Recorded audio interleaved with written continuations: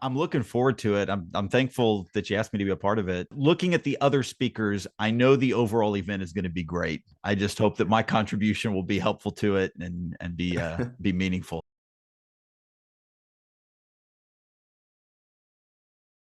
Well, I think that's summarized in what Paul wrote to the Ephesians in 2:10. We are his workmanship. We are created for good works. And as a servant, we're expressing that. That's what we're made for.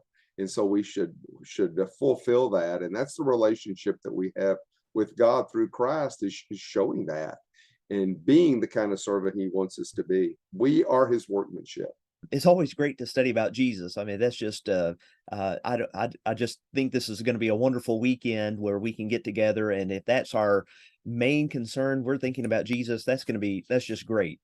But to think about the specific characteristics of Jesus, and then of course Jesus, my topic, Jesus the Savior, is just to appreciate number one, God's love for us, God's grace for us. All of that is made possible because of God's love. And so when you're thinking about Jesus being Savior, we just can't be help but to be impressed by the grace and love of God. And again, those are things we need daily. We need to be mindful of that on a daily basis. Really transforms our lives when we think about that.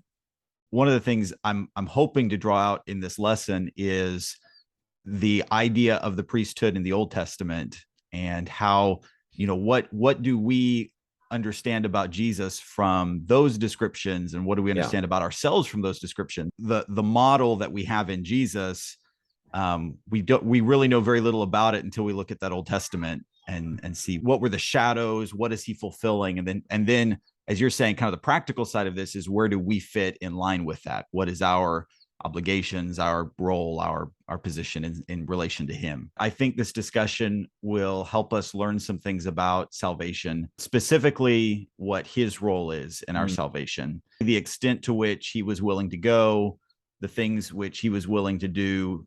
I think some of those images become powerful displays of his love for us and what he's trying to accomplish in our lives in terms of our salvation.